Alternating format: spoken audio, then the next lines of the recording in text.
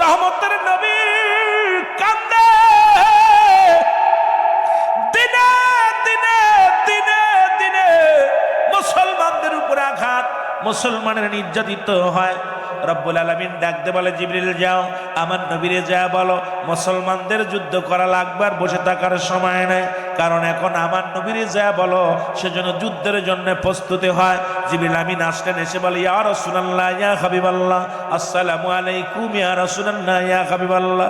নবী গো, ইয়া রাসূলুল্লাহ, আল্লাহ পাক ঘোষণা করেছে আপনি বাতিলের সঙ্গে যুদ্ধের জন্য প্রস্তুতি হন, বাতিলের সঙ্গে যুদ্ধের জন্য প্রস্তুতি হন। নবী বলেন, জিবরিল রে, আমার কাছে তো অস্ত্র নাই, আমার কাছে অস্ত্র মাত্র 8টা, ঘোড়া মাত্র 2টা, আর বাতিলদের কাছে হাজার হাজার ঘোড়া, হাজার হাজার অস্ত্র, হাজার হাজার তরবারি, ওদের সঙ্গে কেমনে আমি লড়বো? আমার নবীজিকে বলে জিবরিল আমিন, ইয়া রাসূলুল্লাহ ইয়া হাবিবাল্লাহ, রব্বুল আলামিন ঘোষণা করেছে আর সময় নাই, সময় নাই, আপনি যুদ্ধের ঘোষণা করেন, কারণ ইসলামের সঙ্গে বাতিলের যুদ্ধ হবে। এই যুদ্ধে ইসলাম বিজয় লাভ করবে। জোরে জোরে বলেন মারহাবা। রমাদান মাস আসলো, কি মাস? রমজান মাস, রমজান। এই রমাদান মাসের 17 তারিখে রাসূল পাক সাল্লাল্লাহু আলাইহি সাল্লাম যুদ্ধের একটা নাম ঘোষণা করলেন, নামটা হলো বদরের যুদ্ধ। জোরে বলেন মারহাবা, আরো জোরে বলেন মারহাবা। এই যে মক্কা জীবনে, মদিনার জীবনে কত কষ্ট, যে একটু কথাগুলো বলি। আমার বাবারা, আমার বন্ধুরা, আমার নবীজি বললেন, মুসলিম ভাইয়েরা শোনো, কোথায় আছো মুসলিম ভাইয়েরা? আমি নবীকে রব্বুল আলামিন হুকুম দিছে যুদ্ধ করার জন্য, সুতরাং বাতিলের সঙ্গে ইমানদারের যুদ্ধ হবে। এই যুদ্ধে তোমরা যারা অংশগ্রহণ করবার সবাই প্রস্তুতি নাও। দুটি ভাই কথাগুলো শুনে এক দড়ি বাড়ি চলে গেলেন। বাড়ি যাইয়া দুটি ভাই দেখে মা জননী ফুপায় ফুপায় কান্দে। ডাকতে বলে, মা, ও জনম দুঃখিনী মা, তুমি কেন কান্দ গো মা? মা বলে, কান্দে চোখের পানি ছেড়ে মা কান্দে। মার কান্না দেখে ছেলে দুটি বলে, মা গো তুমি কেন কান্দো? বলে, বাবারে, রাহমাতুল লিল আলামিন যুদ্ধের ডাক দিছে, নবীজি যুদ্ধের ডাক দিছে, বাতিলের সঙ্গে ইমানদারের যুদ্ধ হবে, আমার নবীজি যুদ্ধ করবে। এই যুদ্ধের ময়দানে আজকে আমি, নবীজি বলছে কোনো মেয়ে ছেলে যেতে পারবে না যুদ্ধে। আজকে তোমার বাবা যদি বেঁচে থাকতো, তোমার আব্বাজান যুদ্ধের ময়দানে যেত, তোমার আব্বাজান যুদ্ধের ময়দানে যাইয়া শহীদ হয়ে যেত। এই দুনিয়ার মধ্যে আমি কিয়ামতের ময়দানে আল্লাহর দরবারে উঠে বলতাম, আল্লাহ আমি শহীদের বিবি, আরে আমি শহীদের বিবি হইতে পারলাম না। এই আফসোস আমার বুকের ভিতরে বাবা, কারণ আমি আল্লাহর দরবারে কেমনে দাঁড়ায় বলবো, আল্লাহ আমি শহীদের বিবি ছিলাম গো আল্লাহ, আজকে তোমার বাবা দুনিয়ার মধ্যে বেঁচে নাই, এই জন্য যুদ্ধের ময়দানে তোমার বাবাও যেতে পারলো না। এর মুসলমান ছেলে দুটি ডাকতে বলে, মা আমরা দুই ভাই যাব, কেন কান্দে গো মা? এই দুটি ভাই 8 বছর এবং 10 বছরের 2 বালক ডাকতে বলে, মা চোখের পানি মুছে ফেলো, আমরা যাব যুদ্ধের ময়দানে। এর নবীজি, মুসলমান নবীজি ডাক দিছে, আমরা জীবন বাজি রাখবো মা। ও মা, তুমি কিয়ামতের ময়দানে ওই দিন উঠে বলবা, আমি শহীদের মা ছিলাম, আমি শহীদের মা। সুতরাং বাবা নাই, কি হয়েছে গো মা? ওই বাতিলের সঙ্গে আমরা 2 ভাই লড়াই করবো। জোরে জোরে বলেন মারহাবা। আমার বাবারা, আমার যুবক বাবারা, আমার বালক দুটি ডাকতে বলে, মা এই দুনিয়ার মধ্যে আমার আল্লাহ রাব্বুল আলামিন অনেক বড়, আমরা ছোট, মা গো বিদায় দাও। আমরা যুদ্ধে যাব, রাসূলুল্লাহর সঙ্গে যাব, আমরা শহীদ হয়ে যাব। তুমি কিয়ামতের ময়দানে রব্বি কারীমের দরবারে বলবা, শহীদের মা হিসেবে উঠবা গো মা। মা গো বিদায় দাও, বিদায় দাও। মা জননী 2 ভাইকে বিদায় দিয়ে দিলেন। নবীজি বললেন, মুসলমান শোনো, ফজরের নামাজ বাদে নবীজি বললেন, যারা যুদ্ধে যাবেন প্রস্তুতি লন। এবার মুসলমান নবীজি যুদ্ধের ডাক দিলে, ও যুবক, মদিনার আবাল বৃদ্ধ বুড়া কানা খুড়া ল্যাংড়া রুলা সব যুদ্ধে যাওয়ার জন্য রাস্তায় দাঁড়ায় গেছে। ধরে বলেন মারহাবা। সব একবার রাসূলুল্লাহর সঙ্গে, রাসূলের সঙ্গে বাতিলের সঙ্গে যুদ্ধ হবে। নবীজির সবাই নবীর পক্ষে। রাসূলুল্লাহ তাকায় দেখে কাম সারছে, যেটার গায়ে বল নাই ওটাও আইছে, যেটা খুঁড়া এটাও আইছে, যেটা বুবা এটাও আইছে। রাসূলুল্লাহ দেখলো এইভাবে তো নেওয়া যাবে না যুদ্ধের ময়দানে, যুদ্ধের ময়দানে তো বাছাই করে নিতে হবে, কারণ এই যেটা শক্তি লাগে, অস্ত্র চালাতে লাগে, কারণ বাতিলের সঙ্গে মোকাবেলা করতে হলে বলের প্রয়োজন আছে। কাফেরদের সঙ্গে যুদ্ধ হবে, আর এই যুদ্ধে বালকগুলো, বুবাগুলো, খোড়াগুলো গেলে কি করবে? তারা তো কিছুই করতে পারবে না। যেন বলেন না, ঠিক কিনা? আমার ভাইয়েরা, আমার নবীজি বললেন একটা কাজ করি, সবাইকে দাঁড়াতে বলেন, লাইন দিয়ে দাঁড়াতে বলেন, মাফ হবে যারা যুদ্ধের ময়দানে, মাফে যারা হবে তারা শুধু যুদ্ধে যাবে, বাকিগুলো বাদ। নবীজি মাপ নিব। এবার দুই ভাই যুক্তি করে বাইরে কাম সারছে, মার কাছ তো বিদায় নিলাম, মা তো বিদায় দিছে, কিন্তু এখন নবীজও মাফসে দিছে, মাফে তো আমরা ছোট পড়ে যাব, কারণ একজনের বয়স 10, একজনের বয়স 8, এই দুই বালক তো ছোট পড়ে যাব, নবীজও নিবে না। ছোট ভাই কয়, ভাই কাম সারছে, ওই দেখো ওই যে পাথর, ওই পাথরটা পার উপরে দিয়ে দাঁড়াইবা, দাঁড়াইলে তুমি মাফে ঠিক হইবা। আর দুই ভাই এক জায়গায় দাঁড়ানো যাবে না, দুই ভাই দূরে দূরে দাঁড়াইবো, তুমি একটু আগে দাঁড়াইবা, আমি কিছু পাশে দাঁড়াইবো, কারণ মাফে আমাদের যুদ্ধে যেতেই হবে। যেহেতু রাসূলুল্লাহকে কষ্ট দিচ্ছে, আমাদের টার্গেট থাকবে আবু জেলকে মারা। টার্গেট কি থাকবে? আবু জেলকে মারা। আমার নবীরে কষ্ট দিছে, নবীজির চোখের পানি পড়ছে আবু জেলের কারণে, আবু জেলকে সাইজ করবো, অন্যদিকে আমাদের নজর নাই, একটা নজর আবু জেলকে সাইজ করতে হইব। যে কথা সেই কাজ। দুই ভাই, বড় ভাই যায় দাঁড়াইছে একটা পাথরের উপরে দাঁড়ায় আছে, রাসূলুল্লাহ মাপতে যায় দেখে ওইটা মাফে ছোট। বাবা তুমি দাঁড়াইছো কেন? হুজুর যুদ্ধে যাবা, তুমি ছোট মানুষ, তুমি মা বাবার খেদমত করো। বলে হুজুর মার কাছ থেকে বিদায় নিয়ে আইছি। সুবহানাল্লাহ বলেন না, আরো জোরে বলেন না। মার কাছ থেকে বিদায় নিয়ে আইছি, ছুটি দেন, আমার যুদ্ধে যাব। নবী কয় তুমি তো মাফে ছোট। কয় হুজুর মাপ দেখেন না। কয় তুমি দাঁড়াইছো কই? কয় হুজুর দাঁড়াইতে যে এখানে দাঁড়াইছি যাতে মাফে হই। জোরে বলেন না সুবহানাল্লাহ। নবীজিকে বলতেছে হুজুর ইটের পর দাঁড়ানোর একটাই কারণ, এই উঁচু জায়গা দাঁড়ানোর একটাই কারণ, আমি মাফে ঠিক হওয়ার জন্যে। নবী গো এখানে দাঁড়াইছে, আমি যুদ্ধে যাব। রাসূলুল্লাহ বললেন তুমি এই জায়গা দাঁড়াই নিচে, তুমি ছোট মানুষ নিচে দাঁড়াইছো, কাও ঠিক আছে, তুমি সিলেট যাও, তোমাকে সিলেক্ট করা হলো। এবার ছোট ভাই দেখে বড় ভাই দাঁড়ায় হয়ে গেছে, এখন আবার নবী মাপতে যাইয়া এখন যায় দেখে ছোট ভাই। বাবা তুমি কেন? কয় হুজুর যুদ্ধে যাব। কয় যুদ্ধে যাবো বাবা, তুমি ছোট মানুষ, মার খেদমত করো, বাড়ি যাও, মা বাবার খেদমত করে। কয় হুজুর মার কাছ থেকে বিদায় নিয়ে আইছি। সুবহানাল্লাহ বলেন না। কয় বাবা তুমি ছোট মানুষ, তোমার বয়স কত? কয় 8 বছর। কয় বছর? জোরে বলেন না, কয় বছর? 8 বছর। তুমি বসে আছো কেন? যাও। কয় হুজুর যুদ্ধে যাব। কয় যুদ্ধে যাবা, তুমি ছোট মানুষ, পারবা না, যুদ্ধের ময়দানে শক্তি লাগে, অস্ত্র চালাতে হয়। তারপরে মুসলমানদের অস্ত্রের সংখ্যা মাত্র 8টা। কয়টা? 8টা। তরবারির সংখ্যা 8টা, যুদ্ধের আর হলো যানবাহন হলো 2টা ঘোড়া। এইটা নিয়ে যুদ্ধ হবে। ওদিকে আবু জেলের সৈন্যের ঘোড়ার সংখ্যা হলো 1000 তরবারি, 1000 ঘোড়া, 1000 সৈন্য নিয়ে ছুটছে। মক্কা মদিনা বিজয় করবে, মক্কা মদিনা দখল করে নিবে, মুসলমানদের চিরতরে বিদায় করে দিবে। এই ইমানদাররা শোনো, ইমানদারের 2টা শক্তি, একটা শক্তি হলো আমার আল্লাহ, আর একটা শক্তি হলো মুহাম্মাদুর রাসূলুল্লাহ সাল্লাল্লাহু আলাইহি ওয়াসাল্লাম। জোরে বলেন মারহাবা। আর একটু জোরে বলো মারহাবা। ছোট বালক বলতেছে হুজুর ওই যে বড় বাইরে নিছেন না, ওইটা আমার বড় ভাই। সুবহানাল্লাহ বলেন না। ও তো মাফে ঠিক হয়েছে। হুজুর মাফে ঠিক হয়েছে, ও তো মাত্র 2 বছরের বড়। ও যদি যাইতে পারে আমি যাব না কেন? কথা বুঝেননি? ও যদি যাইতে পারে আমি যাব না কেন? নবীজি বলতেছে ও একটু মাফে টাফে একটু বড়, লম্বা চওড়া আছে, এই জন্য ওরে নিছি। তুমি যাও বাবা, বাড়ি যে তোমার মা বাবার খেদমত করো। কয় হুজুর মাঠ থেকে ছুটি আনছি। কয় বাবা তুমি ছোট মানুষ, যাও। কয় হুজুর আমার একটা সুযোগ দেন। কি সুযোগ? কয় হুজুর ও আমার 2 বছরের বড়, ওর লগে আমি এখন কুস্তি ধরবো, কুস্তি ধরে যদি ও আমার সঙ্গে বলে পারে, যদি আমি জয়লাভ করি, আমার নিবেন? কথা বুঝেননি? নবীজি কয় হ নিব তোমারে। কথা বুঝেননি? আবেগ দেইকা বাঁচত। আরে বালকেরা কেমন নবীরে ভালোবাসত, আর আমরা নবীরে ভালোবাসি, ওয়াজ করতে টুকটুক করে হাঁটা দিচ্ছে। নবীর কথা হচ্ছে, নবীর প্রেমের কথা, ইসলামের কথা হচ্ছে, টুক ভালো লাগতেছে না। গান টান গাইলে খুব মজা লাগতো, কারণ নবীর ইশকের ভিতরে ঢুকছি তো এইগুলো ভাল লাগতো না। কালেমার জন্য ঢুকলে ভাল লাগে না।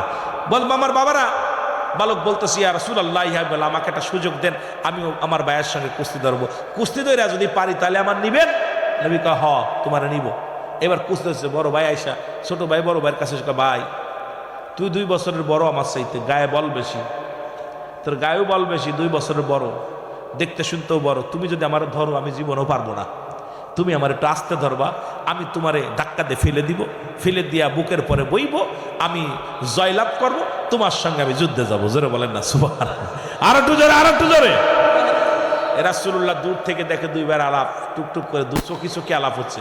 বড় ভাইরে ছোট ভাই বুঝেছে, ভাই তুই তোর গায়ে বল বেশি, তোর গায়ে কিন্তু বল বেশি, আমার সাথে বড় বেশি, তুমি ধরলে আমি পারতাম না, তুমি কিন্তু ধরবা না, হালকা করে ধরবা, কথা বুঝিনি, হালকা করে ধরবা। বড় ভাই কয় ঠিক আছে। রাসূলুল্লাহ দেখে ছোট্ট ভাই বড় ভাইয়ের দইরা ধাক্কা দিয়ে ফেলে দিয়ে বুকের পরে বসে বলে, ইয়া রাসূলুল্লাহ, নবী আমাকে নিবেন না?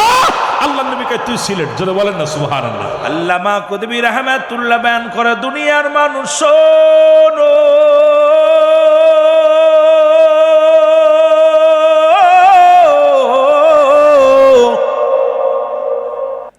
কারণ কিয়ামত পর্যন্ত আর কোন নবী আইব না, নবীদের দরজা বন্ধ, ঠিক কি না? এখন বর্তমান তো বেলায়েতের দরজা চলে। মুসলমান শোনো শোনো, এটাও মানতে চাই না কেউ, কারণ এই বেলায়েতের দরজায় যারা আল্লাহ কয় আলা সাবধান, ইন্না নিশ্চয়, আলা ইন্না উলিয়াল্লাহি, আল্লাহর তরফ থেকে যারা উলি হয়, আল্লাহর মাহবুব বান্দা যারা হয়, লা নাই খাউফুন শব্দের অর্থ ভয়, ওয়ালা যদি অবস্থান করে হুমদের উপরে হাজানুন, তাদের কোনো চিন্তা নাই, ভাবনা নাই। এই বেলায়েতের দরজার যারা মাকামে পৌঁছালো, ও যুবক, এই দুনিয়ার মধ্যে যুবক এর কত গুনাহ করলে, এই গুনাহ যদি মাফের দরকার হয় রে, কারণ এই দুনিয়ার মধ্যে আসার একটা সিরিয়াল আছে, যার কোনো সিরিয়াল নাই। দেখা যায় বাবা জিন্দা, সন্তান দুনিয়ার মধ্যে নাই, দাদা জিন্দা, সন্তান নাতি দুনিয়ার মধ্যে নাই। বাবার কাঁধে সন্তানের লাশ, সন্তানের কাঁধে বাবার লাশ, ছোট ভাইয়ের কাঁধে বড় ভাইয়ের লাশ, বড় ভাইয়ের কাঁধে ছোট ভাইয়ের লাশ, কখন যেন লাশ হয়ে যায় রে মুসলমান। এই জন্য আল্লামা কুতুবী রাহমাতুল্লাহ বয়ান করে, দুনিয়ার মানুষ শোনো, আসমান থেকে জমিন পর্যন্ত যত গুনাহ করছো গো, এই গুনার কথা মনে করিয়া বান্দা যখন ওই জান্নাতের বাগানে বইয়া খাস তওবা করে আল্লাহ বলে ডাক দেয়, আল্লাহ রাব্বুল আলামিন বান্দার জীবনের সব গুনাহ মাফ করে দেয়। জোরে বলেন মারহাবা। আর একটু জোরে জোরে চিল্লায় বলেন মারহাবা। তাহলে জান্নাতের বাগানে আসতে লাভ না লস? আল্লাহর অঞ্চলে যদি গান হইতো আজকে জমিনের মধ্যে, আইরে ভাই, এ আমার বন্ধুগণ শোনো, এই জন্য মুসলমান শোনো, ওই মুনাফিক অনেকেই বলছে মাহফিলে যাব, আল্লাহ কও মুসলমান কোরআন কি বলে শোনো, আল্লাহ কমিনান নাস, মানুষের মধ্যে মাকুলু তারা বলবে আমান্না, তার ঈমান আনছে বিল্লাহি, আল্লাহর প্রতি, অবিলা আখিরাতের প্রতি বিশ্বাস স্থাপন করছে, ও মা হুম বিমুমিনিন।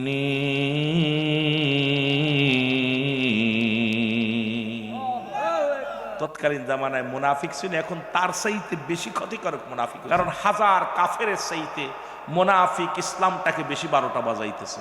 জোরে বলেন ঠিক কিনা? চারিদিকে যে আন্দাজ মুনাফিকের আনাগুনা শুরু হয়েছে, মুনাফিকদের জানাগুনা শুরু হয়েছে। সকাল বেলা ঈমান আনছে, বিকেল বেলা ঈমান নাই, রাত্রে ঈমান আনছে, সকালে ঈমান নাই। আর সামনে আসছে নির্বাচন, কি যে অবস্থা মাশাআল্লাহ। জোরে কোন ঠিক কিনা? কষ্ট হচ্ছে আপনাদের? কষ্ট হচ্ছে? এই মুনাফিক তৎকালীন জামানায় ছিল। ইসলামের মধ্যে 1000 কাফের যত ক্ষতি না করবে গো, একজন মুনাফিক মুসলমানদের মধ্যে তার চাইতে বেশি মুসলমান ক্ষতি করবে। ওই যে কিছুদিন আগে শুনলাম কোরআনের মধ্যে একটা আয়াত নাকি মুসলমান একটা সূরা ভুল আছে, কোরআনের মধ্যে অধিকাংশ আয়াতের মধ্যে ভুল। আল্লাহ বলেন যালিকাল কিতাবু লা রাইবা ফীহি, কোরআনের একটা হরফের একটা জেরের কোনো ভুল নাই। এখন আমার দেশের কিছু আলেমরা কয় কোরআনের মধ্যে ছোট্ট একটা সূরা, সূরার নাম সূরা ইখলাস। আমার দেশের তথাকথিত কিছু আলেম সমাজ, মুসলমান লামাজাবিরা, শিয়া সম্প্রদায়, অনেক কিছু মুসলমান শোনো, দুঃখজনক হলেও বলতে হয়, কাদিয়ানি গ্রুপেরা মুসলমান আমার দেশে এত দল আর এত মতামত এত বিধাভেদের মধ্যে যারা আছে, এদের মধ্যে এক দল বলতেছে কোরআনের মধ্যে যারা মূর্তি পূজার সঙ্গে জড়িত, যারা মুসলমান শোনো, শুনে নাও, এর মূর্তি পূজা যে হারাম নবী বলে গেছে। মুসলমান শোনো, তিরমিজি শরীফের 3952 নম্বর হাদিস খানা লিখে নাও, ভালো করে লেখো। নবীজি বলছে আমার উম্মতের মধ্যে এমন একটা সময় আসবে গো, নিজেরা মূর্তি পূজা করবে, অন্যকে উৎসাহিত করবে। আজকে আমি মুসলমান হইয়া আহ্বান করব মসজিদের, আমি মুসলমান হইয়া আহ্বান করব মদিনার, আর আমি মুসলমান হইয়া যদি মন্দিরে যাইয়া সিজদায় লুটায়া পড়ি, মন্দিরে যাইয়া যদি এপিট আর ওপিট বলি রে মুসলমান, মসজিদে যাইয়া যদি বলি রোজার পূজাক, তাহলে বোঝা গেল ইমান আছে না গেছে। আওয়াজ জোর নাই, আপনারা কই দলের লোক নি? ইমান আছে না গেছে? রোজার কোথায় মুজার আলী, কোথায় জুতার কালি, কোথায় পূজার কোথায় রোজা? এ মুসলমান, আমি যদিও কারোর বিরোধিতা করতে চাই না, ছোট্ট একটা সূরা ইখলাস আমার আল্লাহ বলেন যেটা বলতেছে ভুল, যদি এটা মানে কেউ চন্ড পূজা করতে পারবে না, এটা যদি মানে কেউ মুসলমান মূর্তি পূজা করতে পারবে না, কোনোদিন দরগা পূজা করতে পারবে না, এই মানুষ পূজা করতে পারবে না, আমার সাথে পড়েন বিসমিল্লাহির রাহমানির রাহিম। কুল হুয়াল্লাহু আহাদ আল্লাহুস সামাদ লাম ইয়ালিদ ওয়ালাম ইউলাদ ওয়ালাম ইয়াকুন লাহু কুফুয়ান আহাদ। জোরে জোরে চিল্লায়া চিল্লায়া বলো আল্লাহু আকবার।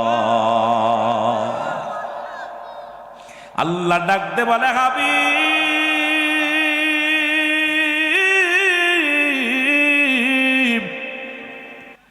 আপনি জানিয়ে দিন আমি আল্লাহ এক। সিজদা পাওয়ার মালিক কয়জন? আরো জোরে বলো কয়জন? সিজদা পাওয়ার মালিক একজন। ও যুবক, সাহায্য করার মালিক কয়জন? হায়াত মৌতের মালিক কয়জন? রিজিক দৌলাতের মালিক কয়জন? আপনার আমার খোদা কয়জন? ও মুসলমান, দিলের কান্ডা লাগা শুনে নাও। এখন যদি তুমি মূর্তির সঙ্গে তুলনা করো রব্বুল আলামিনের, তোমার মতো পাগল আর দুনিয়ার মধ্যে নাই। আল্লাহ কয় বান্দারে আমি আল্লাহ, আমি আল্লাহ এক, আমি আল্লাহ এক, আমি আল্লাহ কাউকে জন্ম দিই নাই, কারো থেকে জন্ম নেই নাই। সুতরাং আল্লাহর কোনো ছেলেও নাই, মেয়েও নাই, আল্লাহর কোনো বাতিজা নাই, বন্ধু নাই, সাথী নাই, বন্ধু নাই। এর বাবার বেটা, বাবার ভাই যেমন আমাদের চাচা হয়, ও যুবক, এর বাবার ভাই যেমন আমাদের চাচা হয়, বাবার সন্তান যেমন আমাদের ভাই হয়, আল্লাহর তো ভাইও নাই, চাচাও নাই, ছেলেও নাই, মেয়েও নাই। এখন আজকে যারা দ্বিতীয় চন্দ্র পূজা করে, যারা মূর্তি পূজা করে, যারা মন্দিরে যে পূজা করে, তার মধ্যে আর বুঝতে বাকি নাই আল্লাহর সঙ্গে শরীক লাগা দিছে। ধরে বলেন ঠিক কিনা? আর একটু জোরে জোরে চিল্লায় বলেন ঠিক কিনা? আল্লাহ কয় বান্দা, আসমান জমিনের মধ্যে আমার সমতুল্য সমকক্ষ আর কেউ নাই। সুতরাং দ্বিতীয় দিকে তাকানোর আমাদের সময় নাই। জোরে বলেন ঠিক কিনা? সারা পৃথিবী আমার মুখাফিকে, আমি কারুর নয়। সুতরাং সবাই তাকাছে সেই রব্বি কারিমের দরবারে, যে রব্বুল আলামিন আমার আপনার সর্বোচ্চ সাহায্যকারী, সর্বোচ্চ দাতা, সবাই দাতা, বিচারক, সব কিছুর মালিক হলো আমার আল্লাহ। এইটা যখন প্রচার করতে লাগলেন আমার নবীজি, মুসলমান খুব খেয়াল রাখবেন, এর মধ্যে একজন অলিদ নামে একজন ভণ্ড, উনি একটা মূর্তি বানাইলেন, স্বর্ণ রূপা দিয়ে একটা মূর্তি বানাইয়া, স্বর্ণ রূপা তামা দিয়া সুন্দর আকৃতি বানাইয়া একটা মূর্তি বানাইয়া ভগবান বানাইয়া সিজদা শুরু করে দিল। এদিকে মুহাম্মাদের আল্লাহর দেখা যায় না, আমার আল্লাহর দেখা যায় না, কিন্তু অলিদের আল্লাহ কথা কয়, অলিদের আল্লাহ সব কিছু শুনতে পায়। অলিদ ডাক দিয়ে কয়, ও দুনিয়ার মানুষ শোনো, আব্দুল্লাহর বেটা মুহাম্মদ যে খোদার দাওয়াত দেয়, এই খোদা তো জীবনেও কোনোদিন তোমাদের সঙ্গে কথা বলে নাই, এই খোদা তো জীবনেও কোনোদিন তোমাদের সঙ্গে ভালো মন্দ জিগায় নাই।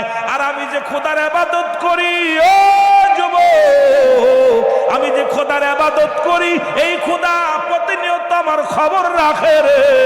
এই খোদারে সালাম দিলে উত্তর দেয়, এই খোদা আমার ভালো মন্দ জিগায়, এই খোদার লগে আলাপ হয়, এই খোদার লগে আমি সুন্দর সুন্দর আলাপ করি। আব্দুল্লাহর বেটা মুহাম্মদ সাল্লাল্লাহু আলাইহি ওয়াসাল্লাম রাহমাতুল লিল আলামিনের কাছে গেলেন। ওলীদ যা বলো, আব্দুল্লাহর বেটা মুহাম্মদ, আমার নবী কয়, আমি তো যাইতেছিলাম ওলীদ, তোমার বাড়িতে যাইতেছিলাম। কয় কেন? শুনলাম তুমি নাকি কোন একটা মূর্তি বানাইয়া খোদা বানাইয়া ইবাদত করো। কয় হ্যাঁ। তুমি খোদা বানাইছো, তোমার খোদা কথা বলতে পারে না, তোমার খোদার লগে কথা বলতে যদি আমারে দাও, তুমি নাকি সেই খোদার প্রেরিত রাসূল বা বান্দা, তাহলে তুমি তো কথা কও, তোমার খোদা কেন কথা কয় না? আমি খোদারে জিগাইব, খোদা যদি আমার সাথে কথা কয়, তাহলে তোমার ওই খোদার গোলামি করব, আর যদি আমার জবাব না দেয়, ওই খোদার ইবাদত তো দূরের কথা, নামটাও লব না। আল্লাহর নবী ডাক দে বলে, ওলীদ পাগলামি করো না, পাগলামি করো না।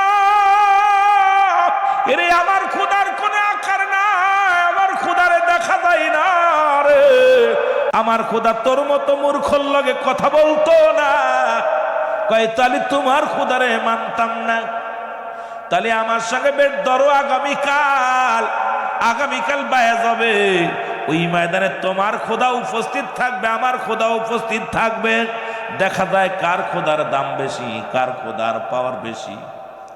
ওলীদের খোদা ঘাড়ে করে নিয়া মাঝখানে নিয়ে রাখছে রে মুসলমান। শোনো, হাজার হাজার জনগণ ময়দানে হাজির হয়ে গেছে, হাজার হাজার জনগণ আসছে।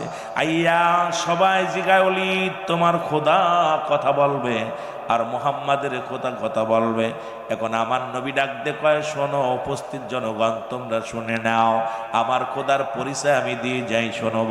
আশহাদু আল্লা ইলাহা ইল্লাল্লাহু ওয়াহদাহু লা শারীকা লাহু আশহাদু আন্না মুহাম্মাদান আবদুহু ওয়া রাসূলুহু।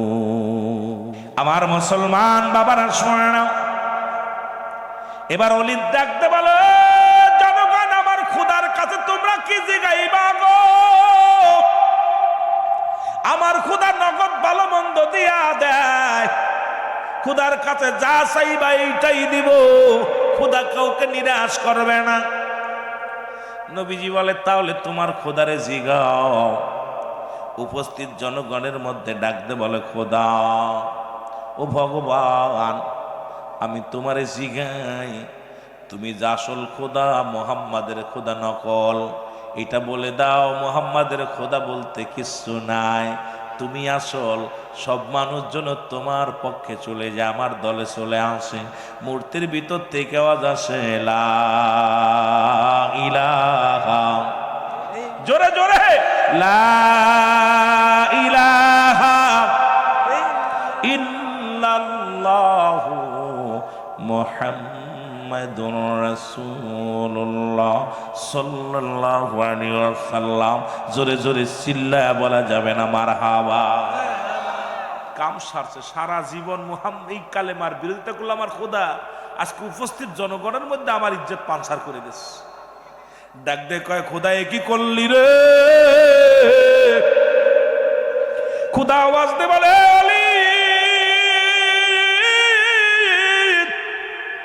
আমার আল্লাহ কাল্লা, দ্বিতীয় কেউ নাই রে, আর আল্লাহকে পার একমাত্র ঠিকানা নবী মুহাম্মাদুর রাসূলুল্লাহ সাল্লাল্লাহু আলাইহি ওয়াসাল্লাম। জোরে বলা যাবে না মারহাবা? উপস্থিত জনগণ সব কালেমা পড়ে মুসলমান হয়ে গেছে, সুবহানাল্লাহ বলেন।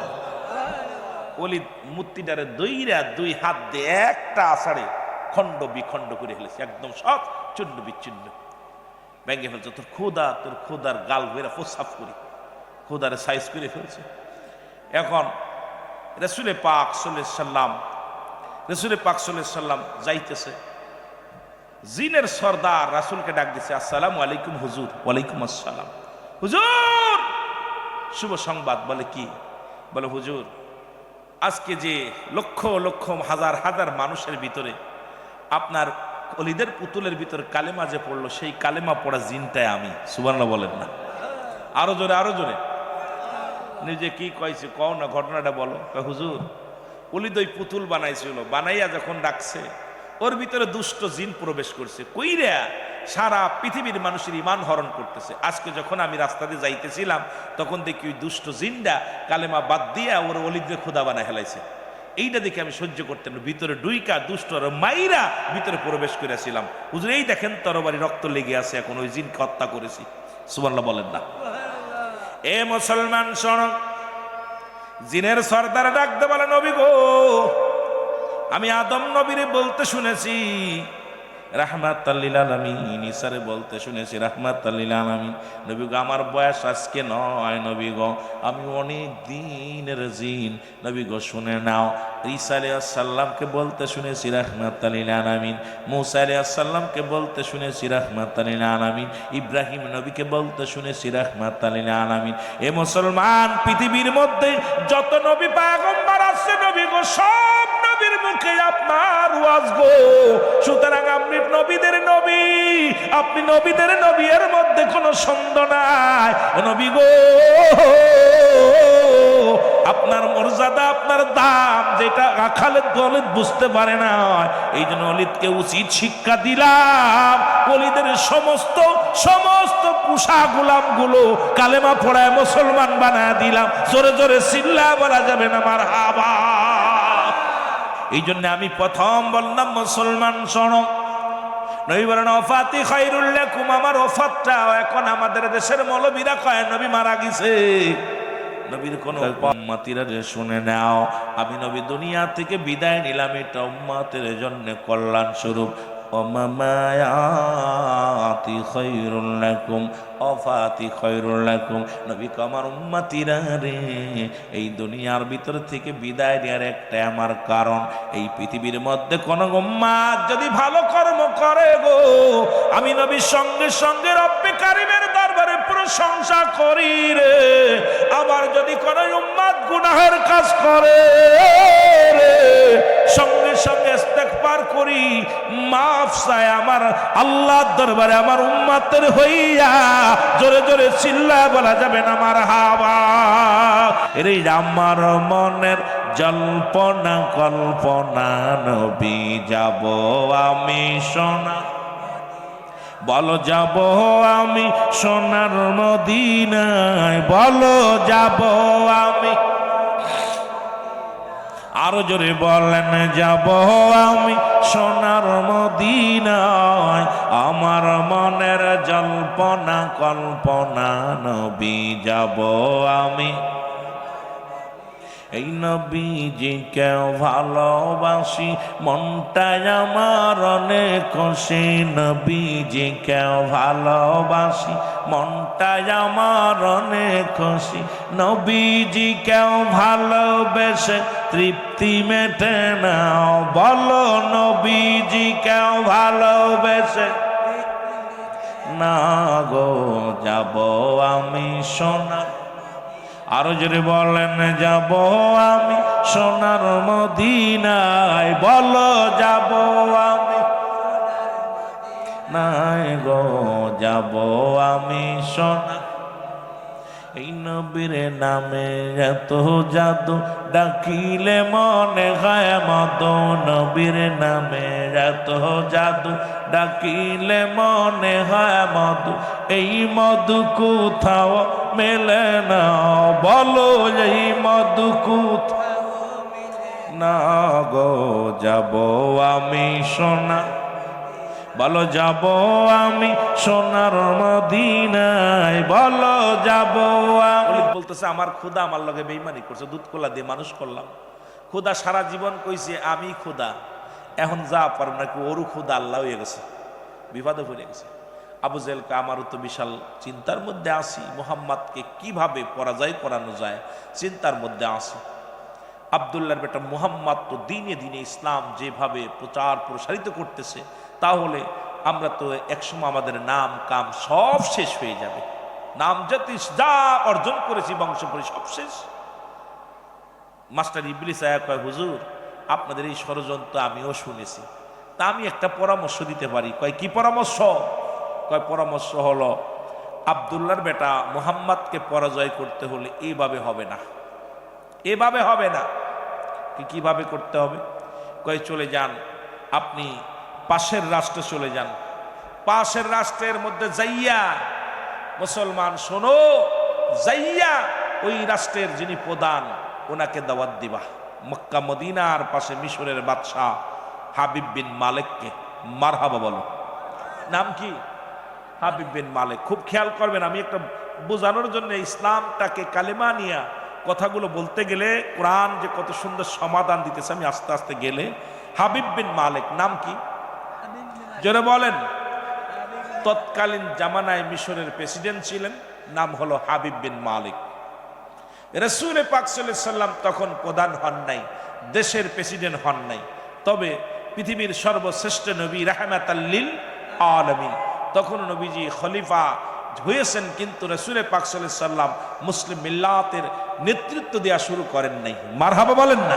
হাবিব বিন মালিককে দাওয়াত দিয়েছে। হাবিব বিন মালিক মাস্টার ইবলিস এবং ওলিদ দুইজন মিলা চিন্তা করছে কি কইরা মুহাম্মদকে চিরতরে বিদায় করে দেওয়া যায়, যারা আমাদের ইসলামটাকে ষড়যন্ত্র বহির্বিশ্বে, সারা বিশ্বে ষড়যন্ত্র চলতেছে, মুসলমানদের কোরআনকে কিভাবে শেষ করে দেওয়া যায়। কারণ কোরআন যদি মুসলমানের ভিতরে না থাকে তাহলে এই জন্য দেখবেন যত যুদ্ধ হয়েছে আগে দেখে দেখে কোরআনের পাখিগুলোকে হত্যা করা হয়েছে। কারণ কোরআনের পাখি হত্যা করলে, কোরআন যদি দেশ থেকে একবারে বিতাড়িত করে দেওয়া যায় তাহলে মানুষকে মূর্খ বানানো সহজ হয়ে যাবে। এই জন্য কোরআনের পাখিদের উপরে বেশি আঘাত আসছে, যুগে যুগে হাফেজদেরকে দেখে দেখে মারা হয়েছে। আল্লাহু আকবার বলো না, আরো জোরে বলেন আল্লাহু আকবার। কারণ কোরআন যদি না বোঝে এই জাতিরে শেষ করা কোনো ব্যাপার না। দুইটা চেয়ার মাস্টার ইবলিস ওলিদ দুইজন মিলা যুক্তি কইরা দুইটা চেয়ার বানাইল, একটা হলো স্বর্ণের চেয়ার, একটা হলো রূপার চেয়ার। দুইটা চেয়ার বানাইছে। কয়টা চেয়ার? দুইটা চেয়ার। দাওয়াত দিছে নবীরে। আমার নবীর বাড়ি যায়া ওলিদ সাথে যায়া আবু জেহেল সাথে যায়া দাওয়াত দিছে, হুজুর আপনি তো মুসলমানদের কর্ণধার, আপনাকে দাওয়াত দিলাম, গত মাঠে তো আমরা পরাজয় হয়েছি, এই মাঠে একটা খেলা আছে, আপনার সঙ্গে আমরা বোঝাপড়া, আমাদের পরামর্শ অনুযায়ী যদি আপনি চলেন তাহলে আমরা কালেমা পড়ে মুসলমান হব, আর আপনি যদি যুক্তিতার ক্ষেত্রে যেতেন তাহলে আপনার হিজাবো আমরা কালেমা পড়ব, আর যদি না যেতেন তাহলে কিন্তু আপনি আমাদের এই মূর্তি পূজারী হয়ে যাবেন। রাসূলুল্লাহ বললেন ঠিক আছে, আমি দাওয়াত গ্রহণ করলাম। মারহাবা বলেন না। দাওয়াত গ্রহণ করছে রাসূলুল্লাহ। দাওয়াত গ্রহণ করার পর দুইটা চেয়ার, একটা হলো স্বর্ণের চেয়ার, একটা হলো রূপার চেয়ার, দুইটা চেয়ার বানানো হলো। দুইটা চেয়ার বানায়া রাখছে। রাসূল পাক সাল্লাল্লাহু আলাইহি সাল্লাম আয়া দেখে এক চেয়ারের মধ্যে বইছে ওলিদ, এক চেয়ারের মধ্যে বইছে আপনার হাবিব বিন মালিক। কে বইছে? যারা বলেন নাম কি? হাবিব বিন মালিক। আর একটা চেয়ারের ভিতরে আবু জেহেল বইছে। স্বর্ণের চেয়ারের মধ্যে প্রধান অতিথি বইছে, প্রধান অতিথি বইছে স্বর্ণের চেয়ারের মধ্যে, বিশেষ অতিথি যিনি উনি বসেছে রূপার চেয়ারে। রাহমাতের নবী রাহমাতাল লিল আলামিন, উনি দূর থেকে দেখতেছে হাজার হাজার জনগণ বসে আছে, আজকে খেলা শুরু। কারণ আজকে যদি নবীজি পরাজয় হয় তাহলে নবীর অনুসারী যারা আছে এরা মূর্তি পূজা শুরু করবে, আর যদি অলিদ এই দুনিয়ার মধ্যে যদি অলিদের বংশ ওই আবু জেহেলের বংশ যদি পরাজয় হয় তাহলে এরা কি করবে? কালেমা পড়ে মুসলমান হয়ে যাবে। মানুষের ভিতরে খুব খুব আশা আকাঙ্ক্ষা বিরাজ করতেছে, কে জয় হবে কে পরাজয় হবে। সব লোকজন আসছে, নবীজি আয়া দূর থেকে দেখে, কিন্তু নবীজিকে দাওয়াত দিছে প্রধান অতিথি হিসেবে। কি হিসেবে? রাহমাতুল নবী রাহমাতুল লিল আলামিন, উনি প্রধান অতিথি হিসেবে দাওয়াত পাইলেন। এদিকে হাবিব বিন মালিককেও প্রধান অতিথি হিসেবে দাওয়াত করলেন। রাহমাতুল নবী এসে দেখে একটা চেয়ারও খালি নাই, সব চেয়ারগুলো সব বুক হয়ে আছে। নবীজি আস্তে আস্তে করে চাদর মুবারক, পাঞ্জাবি মুবারক, জুব্বা মুবারক বিছায়া নবীজি বসে গেছেন, কারণ নবীজি আদব শিক্ষা দিছে। ইসলামের প্রথম আদর্শ হলো আদব। এই আদব শিক্ষা দিছে সাহাবীদেরকে। মুসলমান শোনো, সাহাবীরা সবই ধুলাবালির মধ্যে যে যেখানে জায়গা পেয়েছে সবাই সেই হালাতে বসে পড়ছে। রহমতের নবী দূর থেকে যখন চাদর মোবারক টেনে বালুর মধ্যে বসতে গেছে, আল্লাহ পাক জিবরিলে পাঠায় দেব, জিবরিল তাড়াতাড়ি যাও, কারণ আমার নবী যেন আজকে ধুলাবালির মধ্যে না বসে রে। কারণ আমার নবী যদি এই জমিনের মধ্যে সাধারণ পাবলিকের মধ্যে বয়া পড়ে, আমি আল্লাহর ইজ্জতের কসম করে বলি তাড়াতাড়ি যাও, আমার হাবিবরে ঠেকা দাও, আমার নবী যেন ওই মজলিসের মধ্যে না বসে। জোরে জোরে চিল্লা বলা যাবে না মারহাবা। জিবরিল আমিন এসে ডাকতে বলে, নবী গো, মার নবী,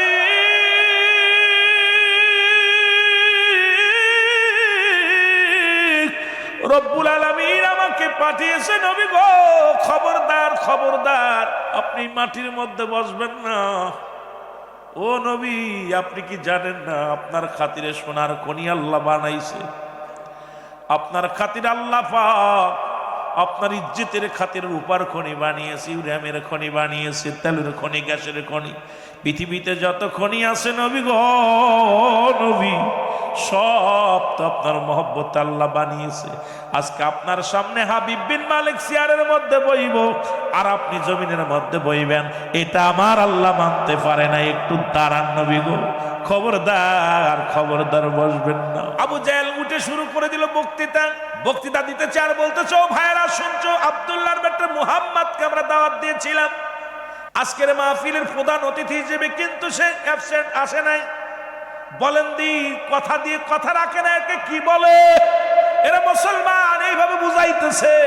আব্দুল্লাহর বেটা মুহাম্মাদই তো মুনাফিকদের আলামত বুঝাইছে।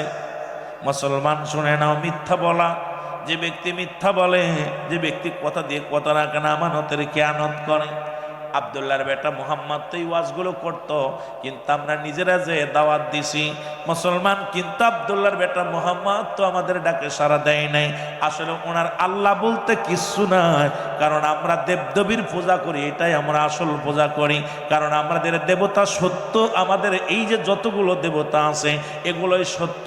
সুতরাং আব্দুল্লাহর বেটা মুহাম্মাদের খোদা বলতে কিচ্ছু নাই। এই যে মিথ্যা কাজ্জাব, এই মিথ্যা কথা মানা যাবে না। নবী দূর থেকে চোখের পানিগুলো ছাড়ে, কারণ হাজার মজলিসের মধ্যে মানুষ। এ মুসলমান, আল্লাহ রব্বুল আলামিন ডাকতে বলে, জিবরিল তাড়াতাড়ি যা, তাড়াতাড়ি যা, কারণ আমার নবীর খাতিরে আমি স্বর্ণের খনি বানাইছি। ওই হাবিব বিন মালিক যে চেয়ারের মধ্যে বইছে, ওইটারে টান দে উঠাইয়া আমার হাবিবরে বসাও, কারণ আমি আল্লাহ বড় কষ্ট পাই আমার নবীর সম্মান করলে। জোরে জোরে চিল্লা বলা যাবে না মারহাবা। আর একটু জোরে বল আল্লাহু আকবার। নবী প্রেম সুধা পান কর, সবে মনবে দনা যত না জুরাইবে। জোরে বলেন, নবী প্রেম সুধা পান কর, সবে মনবে দনা যত না জুরাই। খোদা তথ্য পাবে, ধরলাভ হবে, নবী পদবিনে ভাব সবই মিশে। মারহাবা বলেন না। এ দুনিয়ার মুসলমান,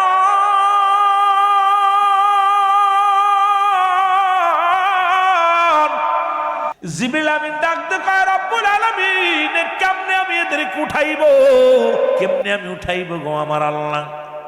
কয়, যাও যাও হাবিব বিন মালিকরে চেয়ার থেকে উঠাও। দাঁড়ায় আছে মুসলমান, দূর থেকে রাসূলুল্লাহ দেখে জিবরিল আমিন হাবিব বিন মালিকের পাশে দাঁড়ায় আছে। নবীজি দেখে জিবরিলকে, জিবরিল দেখে নবীরে। সাধারণ পাবলিক তো কেউ বোঝে না, সবাই তাকায় আছে। আজকে খেলা শুরু, ইসলামের পরাজয় না জয় হয় রে। আজকে মুহাম্মাদের পরাজয় হবে না আবু জেহেলের পরাজয় হবে? ওর সঙ্গে হাবিব বিন মালিক ওয়াসেরে ওরে রাষ্ট্রপ্রধান, যিনি মুসলমান মিশরের প্রধান, উনিও আসছে আজকের মজলিসে। ওদিকে অলিদ নামের সবচেয়ে বড় খাটাসটাও জমিনের মধ্যে আছে। এই খাটাসগুলো যদি এক পক্ষে চলে গেছে, এখন রাসূল পাক সাল্লাল্লাহু আলাইহি ওয়াসাল্লাম নিশ্চিত পরাজয় মানবে। এর জিবরিল আমিনকে আমার আল্লাহ ডাক দে, বলো জিবরিল দাঁড়ায় আছিস কান্দে, আমার নবী দাঁড়ায় আছে, কষ্ট লাগে রে, আমার হাবিব দাঁড়ায় আছে রে, আমি আল্লাহ সইতে পারি না, তাড়াতাড়ি যাও হাবিব বিন মালিকের সিয়ার থেকে উঠাও। ও যুবকেরা শুনে নাও, বলে আল্লাহ কেমনে উঠাইব? কয়ে উঠায় দে, ডান কান ধরে টান মার। সুবহানাল্লাহ বলেন না?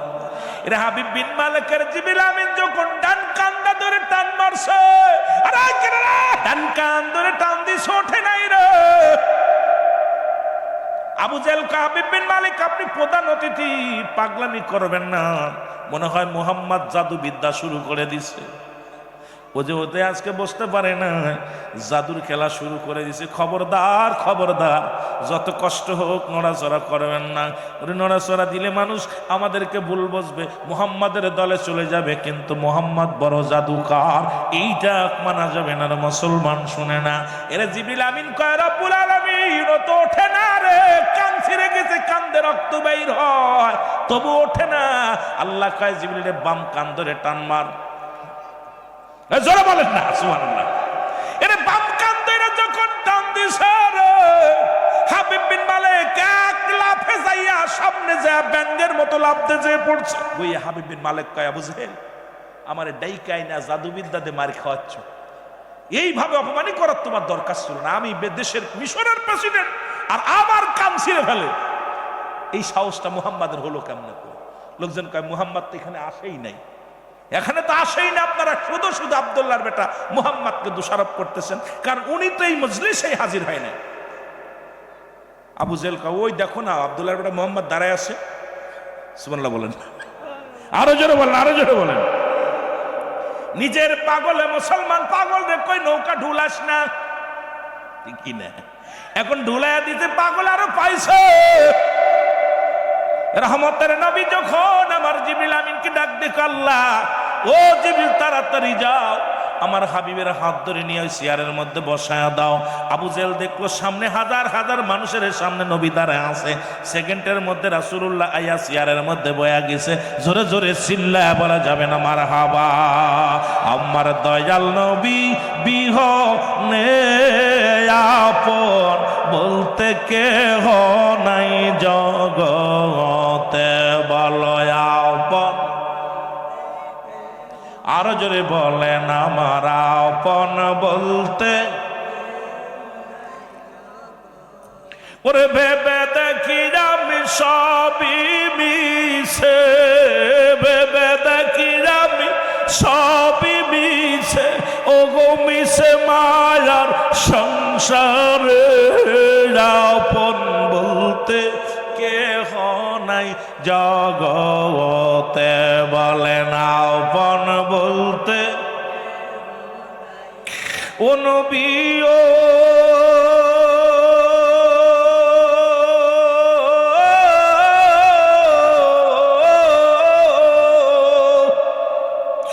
এই বাংলাদেশে আমার বাড়ি, আপনি বহু দূরে,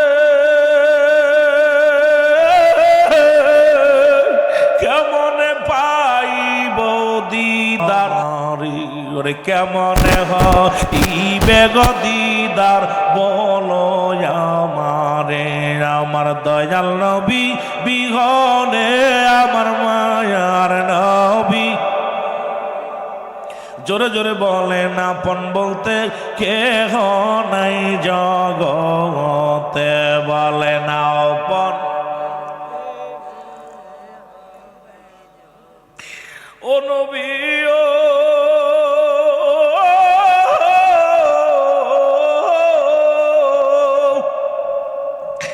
রহমতের দিলেন ডালা রব্বুল আলামিন, উম্মতের কান্ডারি কান্ডারি করে পাঠাইলেন রব্বুল আলামিন। আমরা সবাই গরিব উম্মত, আমরা সবাই গরিব উম্মত, যাই কেমন মদিনাতে আপন বলতে গতে বলে না আপন বলতে। وما أرسلناك إلا رحمة للعالمين।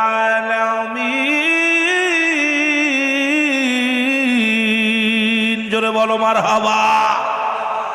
নবী গো, তামাম পৃথিবীর রহমত আপনাকে আল্লাহ দিছে, সেই রহমতের ভান্ডার আপনি, আপনার প্রশংসা, আপনার গান, আপনার গুণগান গেয়ে আমি গোলাম শেষ করতে পারবো না। জোরে বলেন ঠিক কিনা? এই দুনিয়ার মুসলমান গভীর মনোযোগ, উপস্থিত যত লোক ছিল সবাই আশ্চর্য হয়ে গেল। এর চেয়ারের মধ্যে বসেছিল কে? হাবিব বিন মালিক। কে বসেছিল? জোরে বলেন কে বসেছিল? হাবিব বিন মালিক। কিন্তু সেকেন্ডের মধ্যে চেহারা পরিবর্তন হয়ে গেল। রহমতের নবী চেয়ারের মধ্যে বইল। হাবিব বিন মালিক সামনে কাতরার আবু জেহেল, রে তুই আমার এত কষ্ট দিলি ডাইকাই না, দুইটা কান দিয়া রক্ত বাইর হয় এই জমিনের মধ্যে। আবু জেহেল আরে দাওয়াত খাইতাইয়া বড় কষ্টের মধ্যে পরে কান্দি রে। আবু জেহেল এইবার পাশে বসে আছে, রহমতের নবীর পাশে বসে আছে। রব্বুল আলামিন ডাক দিয়ে বলে, জিবরিল আর দেরি করিস না, আবু জেহেলকেও টান দে বাইর করে। আমার হাবিবের পাশে বদমাইশটারে মানায় না, কারণ আমার নবীর পাশে আবু জেহেল রে মানায় না। জোরে জোরে চিল্লা বলা যাবে না মারহাবা। চার ক্লিয়ার করে দিলেন রব্বুল আলামিন। রব্বুল আলামিন ডাক দে বলে, জিবরিল আর এরকম গায়েবী সুরতে থেকো না, তুমি এখন তোমার সুরত বদলাও। কারণ তুমি রাসূলের কাছে যখন ওহী নিয়ে যেতে দাহিয়াতুল কলবের সুরত ধরে সঙ্গে সঙ্গে জিবরিলের সুরত বদলে গেল। একজন মুসলমান রাসূলের একজন সাহাবী সুরত ধরে সঙ্গে সঙ্গে মুসলমান বসে পড়লেন। আমার আল্লাহ ডাক দেখায়, জিবরিল দেরি করো না, কারণ আমার হাবিবের পাশে বসে পড়ো। সঙ্গে সঙ্গে ওই মুসলমান রূপার চেয়ারের মধ্যে বসে পড়ছে। কে? রূপার চেয়ারের মধ্যে বসে পড়ছে মুসলমান, রাসূলের ওই প্রিয় সাহাবী, যিনি রাসূলের কাছে মাঝে মাঝে ওহী নিয়ে আসতেন দাহিয়াতুল কলবের সুরত দইরা। এইবার বসে গেল, লোকজন আশ্চর্য হয়ে গেলেন। যেখানে বসেছিল আবু জেহেল, যেখানে বসেছিল কে বসেছিল? যেখানে মুসলমান হাবিব বিন মালিক বসেছিল সেখানে বসছে রহমতের নবী রাহমাতাল লিল আলামিন। সেখানে বসছে নবীর সঙ্গে সাথে সাথে ঘুরে বেড়াইতো এই লোকটার বসলেন। সঙ্গে সঙ্গে লোকজন আশ্চর্য হয়ে গেলেন। আমার নবী ডাকতে বলেন, শোনেন, আজকের ময়দানে আমি কিছু বলতে চাই না, আমি একটা মাত্র মেসেজ দিতে চাই, আপনারা কি শুনবেন? সবাই বলে, হুজুর আপনি বলেন। বলে, আমি আজকে এইটা বিশাল সমাবেশ ডেকেছে আবু জেহেল। আবু জেহেল আমারে ডাকছে, আমারও ডাকছে, আপনাদেরও ডাকছে। আমি শুধু একটা মেসেজ দিতে চাই, সেটা হলো লা ইলাহা ইল্লাল্লাহ। সাহায্য দাও মুসলমান, শুনে নাও, গভীর মনোযোগ। রহমতের নবী এই মক্কা জীবনে দীর্ঘ নবুয়াতের পরে রাসূলুল্লাহ দীর্ঘ 13টা বছর নবীজি কত কষ্ট করেছে। নবীজি চোখের পানিগুলো ফেলেছে জমিনের মধ্যে। আর মুসলমান যারা হয়েছে কাফের মুশরিকেরা, তাদের ঘর বাড়িগুলো পুড়িয়ে দিয়েছে, জ্বালিয়ে দিয়েছে, তাদের উপর আঘাত করেছে। মুসলমান আমার বন্ধুগণ, আমার এরকম আজান নির্যাতন নিপীড়িত হয়ে গেলেন। আমার নবীজি কান্দে, শুধু চোখের পানি ছেড়ে কান্দে, রব্বুল আলামিন তুমি আমাকে শক্তি দাও, তুমি আমাকে সাহস দাও, তুমি আমাকে বল দাও আল্লাহ, যেন আমি সত্য ইসলামের দাওয়াত প্রতিটা মানুষের ঘরে ঘরে পৌঁছায় দিতে পারি। রাসূলুল্লাহর উপরে যখন আঘাত আসা শুরু করলো, এদিকে মক্কার জমিনের মধ্যে আবহাওয়া ভালো না, মক্কার জমিনের পরিবেশও ভালো না। আমার নবীজিকে ডাকতে বলেন, জিবরিল আমিনকে পাঠায়া দিলেন আল্লাহ, যাও জিবরিল যাও, আমার হাবিবকে যে বলো এই মক্কার থাকা লাগবে না রে, মদিনার দিকে যেন চলে যাই। জোরে জোরে চিল্লা বলা যাবে না মারহাবা। রাসূলুল্লাহর ভালোবাসার কিছু কথা বলেন, ইমানের কিছু কথা বলি। আমার বন্ধুরা, আমার নবীজি নবীজি চলে গেলেন মক্কা থেকে মদিনায়। জাপান নবী বসে আছে নবীজি মাতৃভূমি ছেড়ে। রাসূলুল্লাহ যার পিছনের দিকে ফিরে তাকায় আর বলে, ও মাতৃভূমি, আরে আমার এই দুনিয়ার মধ্যে আমার মায়ের ভূমি, আমার বাবার ভূমি রে আমি ছেড়ে চলে গেলাম। যদি আবার কোনোদিন ইসলাম প্রচার করতে পারি, আবার যদি কোনো আকাশে যেদিন বিজয়ের নিশান উঠবে আকাশে, সেদিন আল্লাহ তুমি আমার আবার মক্কা থেকে মদিনা থেকে মক্কায় নিয়ে আসো। আল্লাহ আমার মা জননী আমার বাবা এই জমিনের মধ্যে যারা আছে গো আল্লাহ, এই জমিন ছেড়ে আমি কেমনে যাব রে। মক্কার দিকে বারবার নবীজি তাকায় আর কান্দে। কাঁদতে কাঁদতে রাসূলুল্লাহ চলে গেলেন। যারপর নবীজির কাছে আসলেন 2 বছরের 2টি বালক।